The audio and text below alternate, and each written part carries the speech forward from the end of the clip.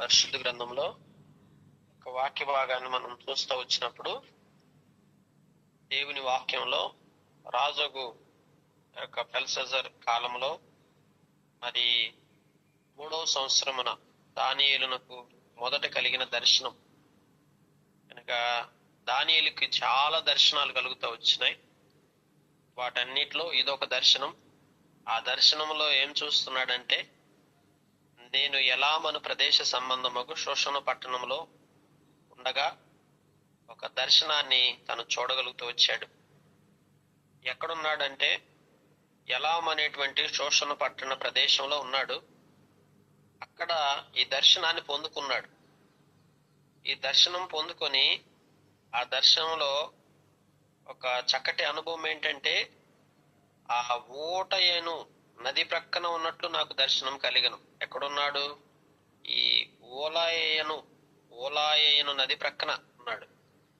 ఉండి ఏం చేస్తున్నాడంటే, కన్నులెత్తి చూడగా, ఆ దర్శనంలో కన్నులెత్తి చూస్తా ఉన్నాడు. చూస్తా ఉంటే ఒక పొటేలు కనపడింది. ఈ పొటేలు మరి గమనించినప్పుడు దీనికి 2 కొమ్ములు ఉన్నాయి, ఎత్తైనటువంటి కొమ్ములు. ఒకటి రెండవ దానికంటే చాలా ఎత్తుగా ఉంది.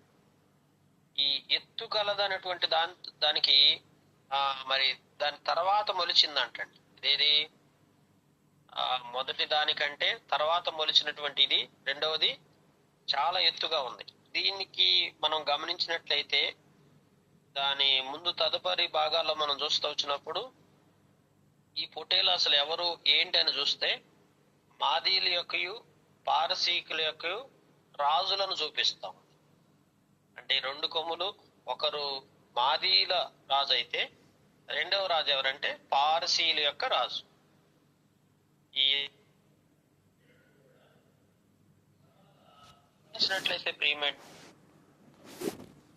ఈ రెండు కొమ్ములు వీరిద్దరు రాజులను చూపిస్తా ఉంటే వీరిద్దరి యొక్క జీవిత విధానం ఎట్లుంది అంటే, దేవుని బిడ్డలారా గమనించినట్లయితే ఆ కొమ్ముతో పశ్చిమముగాను ఉత్తరముగాను దక్షిణముగాను పోరాడుచున్నట్టు చూచితిని. ఇట్లు జరగగా దాన్ని ఎదిరించుటకు అది పట్టకుండా తప్పించుకొనుటకైనా ఏ జంతువులకైనా శక్తి లేకపోయాను. ఎవ్వరు కూడా వాళ్ళని ఎదిరించలేని పరిస్థితి, ఎవ్వరికి శక్తి లేదు. అలాగూ వారు మరి బలమైనటువంటి వారుగా కనబడతా ఉన్నారు. ఆ రీతిగా మరి శక్తి లేని పరిస్థితుల్లో తనకి ఇష్టమైనట్టు జరిగించుచు బలము చూపుచు వచ్చెను. నేను ఈ సంగతి ఆలోచించుచుండగా, గమనించండి ఎట్లా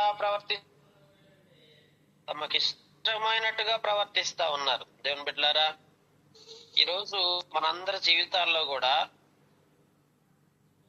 ఐహిక సంబంధంగా దేవుడు మనకి ఏదైనా జ్ఞానము, బలము దేవుడు ఇచ్చినప్పుడు కనుక ఈ ఉదయకాల సంబంధం ఈ యొక్క పారసీకుల యొక్క ఆదీల యొక్క రాజు సూచనగా ఉన్నటువంటి 2 కొమ్ములు చాలా బలమైనటువంటి వారు ఉన్నారు.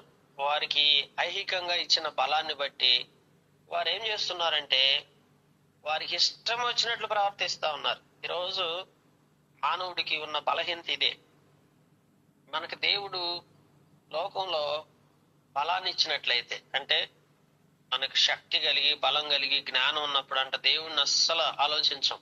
దేవుని గురించిన ఆలోచన మనకు కలగదు. ఎప్పుడైతే మన బలం ఉడికిపోతుందో, బలహీన పడతామో, అప్పుడు మనం దేవుని గురించి ఎక్కువ ఆలోచిస్తాం కదండి. అందుకే దేవుని వాక్యంలో మనం చూస్తూ వచ్చినట్లయితే, యవ్వనుడా నీకు ఇష్టం వచ్చినట్టు నీకేమి నచ్చితే చేయమని చెప్తాడు దేవుడు. అంతేగాని నువ్వు బలంగా ఉన్నావు, ఆరోగ్యంగా ఉన్నావు. ఇంకందుకని అంటాడు, ఇప్పుడు మనం యవ్వన కాలంలో మనకున్న బలం తర్వాత ఉండే కొలది మన బలం సన్నగిల్లిపోతుంది. దేవుడు మనకు బలం ఇచ్చినప్పుడే, దేవుడు మనకు శక్తినిచ్చినప్పుడే, దేవుడు మనకు ఆరోగ్యాన్ని ఇచ్చినప్పుడే, దేవుడు మనం జ్ఞానవంతులుగా చేసినప్పుడే మనం దేవుణ్ణి స్తుతించాలి, దేవుణ్ణి గణపరచాలి, దేవునికి మహిమకరంగా మనం జీవించాలి, దేవునికి ఆశీర్వాదకరంగా మన జీవితాన్ని కట్టుకోవాలి. మనకు ఎప్పుడైతే క్షేమం ఉందో, గమనిస్తే అందుకే మరి పేతురుతో కూడా దేవుడు ఒకసారి చెప్తాడు, ఏమని, నీవు ఇప్పుడు నీకు బలం ఉంది కాబట్టి నువ్వన్నీ చేసుకుంటూ వెళ్తున్నావు, కానీ తర్వాత నీ పరిస్థితి ఏమైందో ఆలోచించుకోమంటాడు. గమనించండి, మనం ఇప్పుడు బలం బాగున్నప్పుడు, ఆరోగ్యం బాగున్నప్పుడు, క్షేమం బాగున్నప్పుడు మనం పాపానికి చోటిస్తాం, చెడుతనానికి చోటిస్తాం, అవిధేయతకు చోటిస్తాం, లోకాశలకు మనం చోటిస్తాం. ఎప్పుడైతే మన బలం సన్నగిలిపోతుందో ఆ రోజు పశ్చాత్తాపడతాం, బాధపడతాం, అయ్యో నా జీవితంలో ఎందుకు ఇట్లా అని. అందుకే మీరు గమనించినట్లయితే పేతురుని దేవుడు ప్రశ్నిస్తా వచ్చాడు, పేతురు నన్ను ప్రేమిస్తున్నావా, నిజం చెప్పు, నన్ను ప్రేమిస్తున్నప్పుడు. నిజంగా పేతురు చాలా బాధపడిపోతా వచ్చాడు, వ్యసన పడతా వచ్చాడు, ఎందుకు దేవుడు నన్ను అడుగుతున్నాడు అని. చాలా సార్లు మనం కూడా ఆత్మీయంగా ఉంటున్నావా, ప్రార్థన చేసుకుంటున్నావా, భక్తిగా ఉంటున్నావా, దైవికంగా ఉంటున్నావా అంటే వ్యసన పడతాం మనం వెంటనే. ఎందుకు ఉండలేదు, నేను బాగానే ఉంటున్నాను కదా అని. దేవుని బిడ్డలారా, మనం వ్యసన పడటం కాదు కావాల్సింది, ఆత్మ సంబంధముగా సరైన స్థితిలో దేవునికి నమ్మకంగా ఉంటూ ప్రార్థనా జీవితంలో, భక్తి జీవితంలో దేవుని పట్ల విధేయత చూపిస్తూ అన్ని విషయాల్లో దేవునికి మనం లోబడే వారికి జీవించాలి.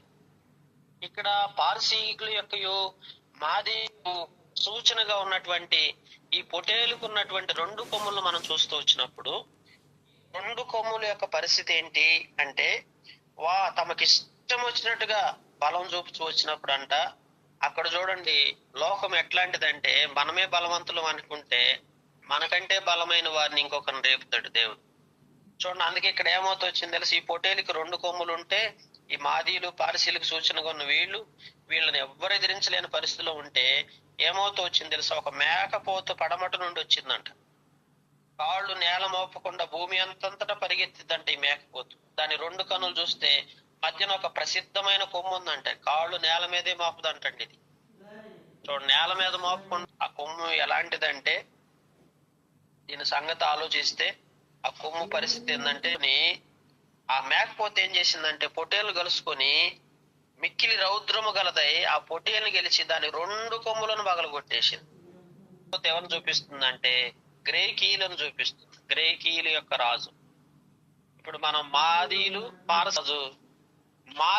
పారసీకుల రాజుల కంటే బలమైనటువంటి వాడు.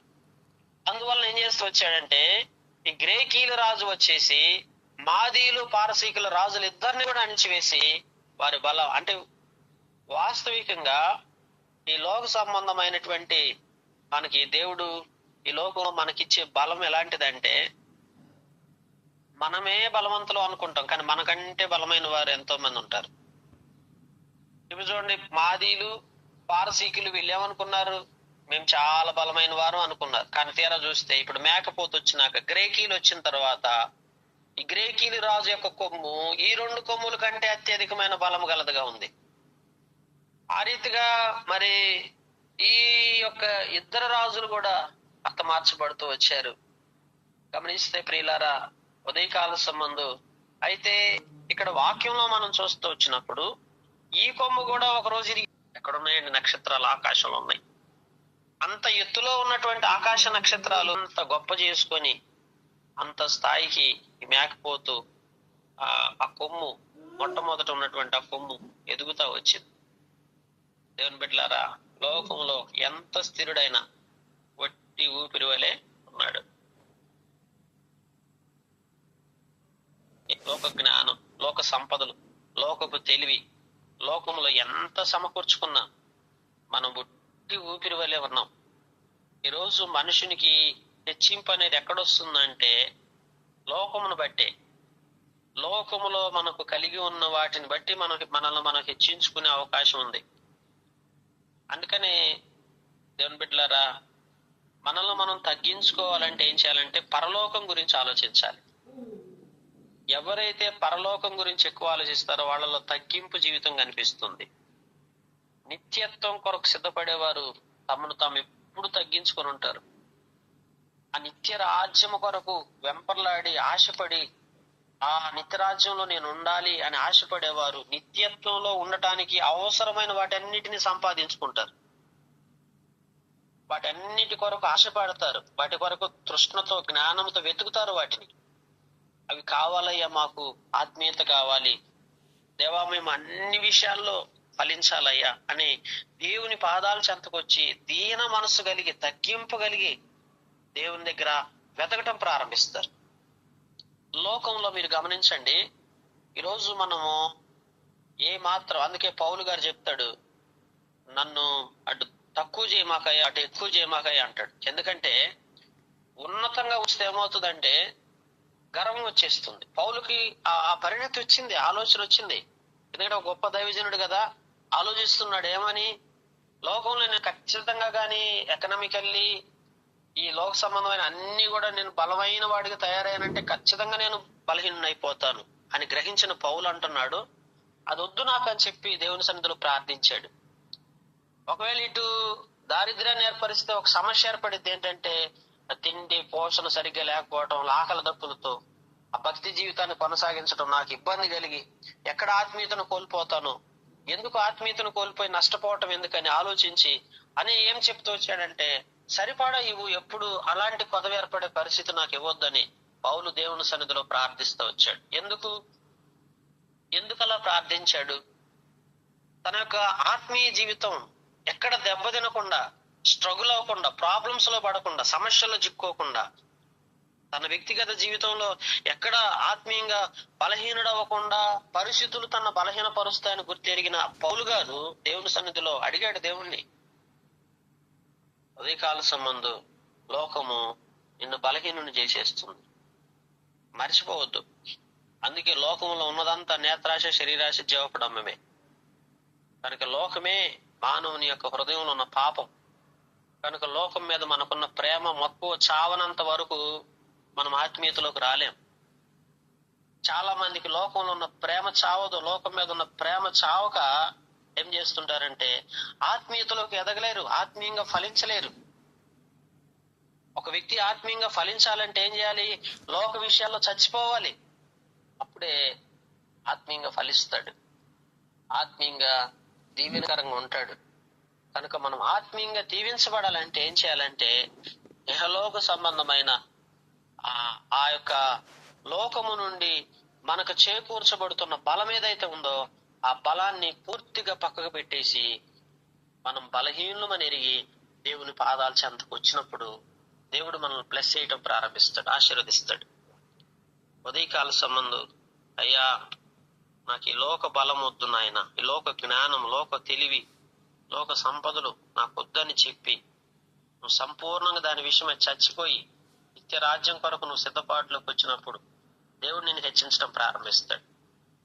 ఇక్కడ మనం గమనించినట్లయితే ఈ అతిక్రమం ఎంతవరకు వెళ్ళిపోయిందంటే అనుదిన బలిని నిలిపివేయుటకు యొక్క సేన అతనికి ఇవ్వబడినప్పుడు అంట అతడు సత్యమును వ్యర్థపరిచి ఇష్టానుసారంగా జరిగించి అభివృద్ధి పొందాడంట. దేవుని మందిరంలో ఆ బలి అర్పణ నిలిపివేశారంట. నిలిపివేసి అప్పుడు తమ ఇష్టానుసారంగా ప్రవర్తిస్తూ వచ్చారు. బలి అర్పణ అంటే ఏంటి? దేవుణ్ణి స్తుతించడం, దేవుణ్ణి ఆరాధించడం, దేవుణ్ణి గణపరచడం. లోకం మీద మక్కువ ఎక్కువగా ఉన్నవారు దేవుణ్ణి స్తుతించలేరు, దేవుని హృదయపూర్వకంగా ఆరాధించలేరు, దేవుని కృతజ్ఞతలు కూడా చెప్పలేరు, దేవుని పట్ల సంతుష్టిని కూడా కనబరచలేరు. సంతుష్టి సహితమైన భక్తి గొప్ప లాభ సాధనం.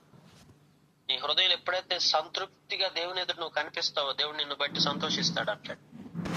నువ్వు ఎప్పుడైతే దేవుడు నిన్ను గురించి విచారపడతాడు. హబక్కూకు అంటాడు, ఏమంటాడు? అంజూరపు చెట్లు పోయకుండా, ద్రాక్ష చెట్లు ఫలింపకపోయినా, చేళ్లలో మరి పంట లేకపోయినా, అక్కడ పశువులు లేకపోయినా, ఏమి లేకపోయినా నిన్ను బట్టి ఆనందిస్తున్నానని చెప్పాడు. దేవుడు చూసినప్పుడు అంటే నీలో అసంతృప్తిగా అనిపిస్తుంది, తృప్తిపరచబడిన అనుభవం లేదు. దాన్ని బిడ్డలారా, సంతుష్టి కావాలి, సంతృప్తి కావాలి. ఎక్కడ సంతృప్తి? ఎంతవరకు సంతృప్తి మానవుడికి ఈ లోకంలో? మనం అనుకుంటాం, ఇదిగో ప్రభు నా దగ్గర నాకు ఇంకా 3 పదవులు ఉన్నాయి, నాకు ఇంకా 4 పదవులు ఉన్నాయి, 5 తీరిస్తే తృప్తిగా ఉంటావా? నథింగ్ ఎల్స్ అండి. ఆ 3 తీర్చి నన్ను తృప్తిగా ఉండవు. తృప్తి అనేది పదవుల మీద ఆధారపడి లేదు. అంటే దేవుడు నీకు ఫుల్ఫిల్ చేసే రిక్వైర్మెంట్స్ మీద నీ సంతృప్తి ఆధారపడలేదు. నీ మనసు ఆత్మీయంగా దేవుని మీద ఆనుకున్నప్పుడే సంతృప్తి నీ జీవితంలోకి వస్తుంది. అంటే హబక్కూకు అలా అయితే పదవులతో ఉన్నప్పుడు దేవుణ్ణి ఇలా ఆరాధించలేడు కదా. పరచగలిగితే అతడు పరలోక రాజ్యాన్ని, నిత్యత్వాన్ని అర్థం చేసుకుంటున్నాడని. ఆ పరలోక రాజ్యాన్ని, నిత్యత్వాన్ని సరిగ్గా అర్థం చేసుకున్న వ్యక్తి ఎన్ని పదవులున్న దేవుని పట్ల కృతజ్ఞతాభావాన్ని కనబరుస్తాడు. సంతృప్తిగా ఉన్నట్లుగా దేవుని ఎదుట ఎన్ని పదవులు ఉన్నా కానీ అవన్నీ మర్చిపోయి ఆ నిత్య రాజ్యం కొరకు సిద్ధపాటు కలిగి ఉండి దేవుని పట్ల కృతజ్ఞతాభావంతో సంతుష్టి సహిత ఎవరైతే దేవుని రాజ్యం పట్ల బలాన్ని బట్టి అతిశయించకుండా, ఎవరు ఈ మాదీయులు, పారసీకులు, గ్రీకులు రాజుకు సాదృశ్యంగా ఉన్న ఈ కొమ్ములు చూశాం కదా, వారు తమను తాము ఎంతగా హెచ్చించుకున్నారో మనకు అలాగూ మనల్ని మనం హెచ్చించుకోకుండా, ఐక్య సంబంధమైన బలం కోసం ప్రాకులాడకుండా, ప్రయాసపడకుండా నిత్యమైనటువంటి ఆ రాజ్యం కొరకు ఎదురు చూస్తూ ఆత్మ సంబంధమైన బలవంతులుగా ఉండుటకు మనల్ని మనం అర్పించుకొని దేవుని తట్టు తిరిగి దేవుని పాదాల చెంత దీనులమై మొరపెట్టినట్లయితే దేవుడు మనల్ని అన్ని విధాలుగా ఫలింపులు తీసుకొచ్చి ఆశీర్వదిస్తాడు. అలాంటి జీవితాన్ని మాకు ఇవ్వమని ఉదయకాల సంబంధం ప్రార్థించి ఆశీర్వాదకరంగా చేయబడలా దేవుడి మాటలు దీవించి మన గ్రహింపులు తీసుకొచ్చి మనకు సహాయం చేసి మనల్ని బలపరచులాగన. ఇక్కడ 2300 దినముల మట్టుకే అని రాయబడింది. 2300 అంటే ఉదయ సాయంకాలని దాన్ని ఎప్పుడు జరుగుతుంది ఇదంతా? ఈ ఆలయ స్థానమున కాళ్ళ క్రింద తొక్కబడుతుంది కదా, ఆలయం అంతా త్రొక్కబడతా ఉంది. ఆలయంలో బలి అర్పణ లేదు, ఆరాధన లేదు. ఆలయమును త్రొక్కివేసి అపవాది అరీతిగా మరి సంతోషిస్తా ఉన్నప్పుడు ఎన్ని దినాలు ఇలాగ జరుగుతుంది అయ్యా అంటే, అక్కడ బైబిల్ గ్రంథంలో మనం చూడొచ్చు 2300 దినముల మట్టుకే అని రాసింది. 2300 అంటే ఉదయ సాయంకాలములని మరి అర్థంలో రాశాడు. కనుక ఇన్ని రోజులకి అంటే ప్రభు యొక్క రాకడ దీనిలో పొందుపరచబడింది. రాకడ సమయంలో జరగబోయే పరిస్థితులను ఇక్కడ వివరించాడు. కనుక ఇక్కడ మనకేంటంటే దేవుడు ఉదయ సాయంకాలం ఆయన్ని మనం జ్ఞాపకం చేసుకునే వారికి ఉండాలి. ఎల్లప్పుడూ మన హృదయంలో ఆయన స్తుతించే వారికి ఉండాలి. అప్పుడే మనల్ని దేవుడు దీవిస్తూ వస్తాడు. ఆ రీతిగా మనం జీవించలాగా, దేవుడి మాటలు ఆశీర్వాదకరంగా చేయలాగా, మన హృదయాల్లో నింపులాగా దేవుని పాదాల చెంత అందరూ మోకరించి ప్రార్థన